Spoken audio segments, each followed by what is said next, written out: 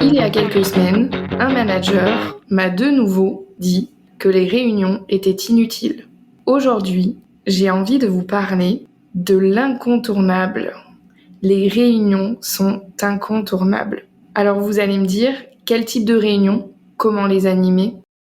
Comment faire en sorte qu'elles soient efficaces? Bienvenue dans Potentiel de Manager. Je m'appelle Mylène Cosenza, experte en management et ressources humaines.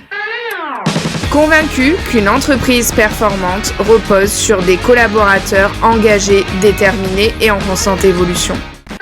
Retrouvez-moi toutes les 2 semaines pour explorer ensemble les thèmes d'efficacité managériale, de développement des compétences pour devenir le manager répondant aux nouvelles attentes du management, synonyme de performance et d'épanouissement. Il vaut mieux une réunion de 30 minutes bien préparée qu'une réunion d'1 heure qui manque de structure. Alors pour les réunions incontournables, aujourd'hui nous allons parler de 3 réunions. La première réunion, le point individuel ou la réunion one-to-one. Non, nous n'allons pas parler du recadrage, mais bien de la réunion et de l'échange avec vos membres d'équipe en individuel. C'est un moment privilégié qui va être attendu par les collaborateurs. Je me souviens, pendant toute ma carrière, c'était dans l'agenda et je me disais, note tous les points que tu as à voir avec ta manager, tu sais que dans 2 jours, tu pourras lui poser toutes les questions dont tu as besoin. Et c'est comme cela que je fonctionnais aussi avec mon équipe. Ce moment privilégié, il va être important de le préparer. Qu'est-ce que vous voulez aborder en termes d'objectifs et comment vous voulez travailler avec chacun de vos collaborateurs en fonction de leurs besoins. Donc on est bien sur de l'individuel. Je m'adapte. Premier point de ce démarrage de réunion, comment vas-tu? Et pas bonjour, ça va? Comment vas-tu? Comment ça se passe? Comment ça se passe aujourd'hui pour toi? Comment avancent tes missions? Quels sont tes points d'amélioration où tu as besoin de moi? De quoi tu as besoin aujourd'hui? Ensuite, vous allez venir explorer les objectifs, comment ça avance, où on en est, quelles sont les dates clés, comment je peux t'aider et aussi comment je peux continuer à te développer si tu avances vite dans les choses que je t'ai données, toi en tant que collaborateur. Cette réunion, elle peut être hebdomadaire ou bimensuelle. C'est vous qui allez décider en fonction du collaborateur et de ses besoins. Combien de temps durent vos réunions? Si vous vous rendez compte qu'elles sont longues, c'est peut-être qu'il faut partir sur de l'hebdo. Est-ce que ce collaborateur a vraiment besoin d'échanger avec moi? Il y en a d'autres qui aiment bien être autonomes, donc bimensuel. Ça peut permettre d'être un peu moins derrière eux et qu'ils puissent se sentir totalement autonomes. Donc ça, c'est vous qui décidez. Cette réunion indispensable, vous la calez dans l'agenda sur un jour régulier. Comme ça, c'est OK, on sait que tous les mardis, par exemple, on se voit 30 minutes de telle heure à telle heure et on va pouvoir échanger sur tous les points en termes d'individuel. Je reprécise, échange ouvert. On échange pour trouver des solutions ensemble. Ensuite, la réunion d'équipe, qui peut s'appeler aussi brief. Elle permet de donner des informations aux collaborateurs, comité de direction, réunion avec la direction, comment ça se passe, qu'est-ce qui se passe à aujourd'hui. Et ça permet aussi de travailler ensemble. On en avait parlé dans l'épisode de préparer sa rentrée. Où on en est? On fait le point en collectif. Comment avance chacun? Et si on peut s'entraider, travailler ensemble, trouver les objectifs et voir comment on peut s'aider. Cette réunion, elle peut être hebdomadaire, quotidienne, ça dépend le type d'équipe. Sur de la grande distri par exemple, ou du retail, quotidienne. On parle des résultats, comment ça s'est passé la veille, qu'est-ce qu'on doit faire aujourd'hui. Sur une équipe peut-être plus administrative, bimensuelle, pour donner les infos, puisque vous avez déjà vos points one-to-one. On commence par un tour de table rapide pour que chacun puisse partager sa mise à jour. Où j'en suis, les points stratégiques, les projets en cours et les difficultés. On n'hésite pas à partager ces difficultés entre équipes pour s'entraider. Et vous pouvez même, si vous le souhaitez, en tant que manager, partager la parole. Une semaine, c'est une personne de votre équipe qui anime, une autre, ainsi de suite.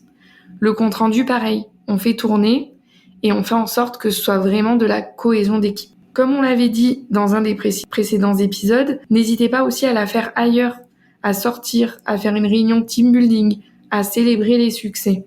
C'est vraiment la réunion d'équipe.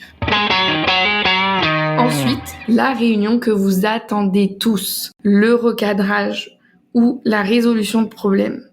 Généralement, vous avez du stress à le faire. C'est pas un moment agréable, il faut faire preuve de courage managérial et savoir dire les choses dans le bon ordre, sans blesser, avec bienveillance, mais en étant impactant. Je pense que c'est la plus difficile des réunions, pour tout le monde, peu importe le niveau, peu importe l'expérience. Cette réunion, elle est ponctuelle, mais elle est essentielle. Elle permet de rassembler les interlocuteurs. Si c'est du collectif, on se voit tous ensemble et on réfléchit autour du problème. Comment on peut le résoudre? Qu'est-ce qu'on va mettre en place? Si c'est du recadrage, généralement one-to-one, on prend les informations, dialogue ouvert. Qu'est-ce qui s'est passé? Donne-moi du factuel. Je prends les infos et ensuite, je vois avec la personne quelles sont les solutions que nous pouvons mettre en place. N'hésitez pas à pratiquer le questionnement ouvert pour avoir le plus d'informations possible et à reformuler. Qu'est-ce qui s'est passé? Qu'est-ce qu'on met en place? Que ce soit pour la résolution de problèmes collectifs ou le recadrage. Cette réunion, c'est vraiment en fonction de votre besoin. Toutefois, ne tardez pas à la mettre en place. Quand il y a un problème, il vaut mieux le résoudre tout de suite que laisser gangréner la situation. L'idée finale, c'est vraiment de trouver les causes et les solutions ensemble. Pour toutes ces réunions, ce qui va être indispensable, c'est de caler la durée, l'ordre du jour. Il faut qu'il soit clair et précis, que ça ne parte pas dans tous les sens. On sait pourquoi on vient et on peut préparer sa réunion en tant que collaborateur.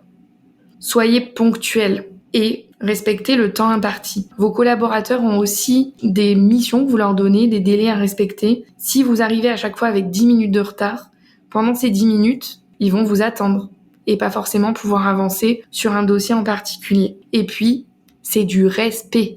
Encouragez la participation active de tous les membres.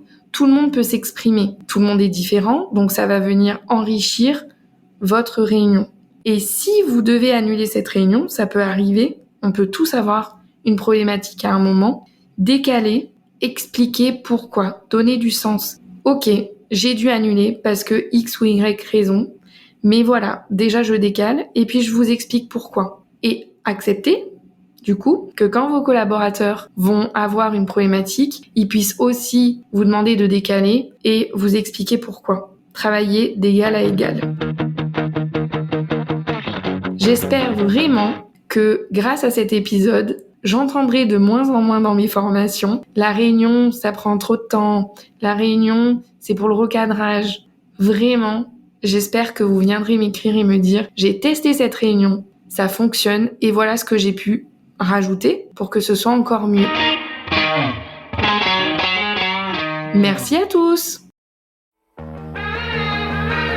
Merci d'avoir écouté cet épisode. N'hésitez pas à le partager et à vous abonner sur votre plateforme préférée. Pensez à mettre 5 étoiles dans Apple Podcast et à donner votre avis.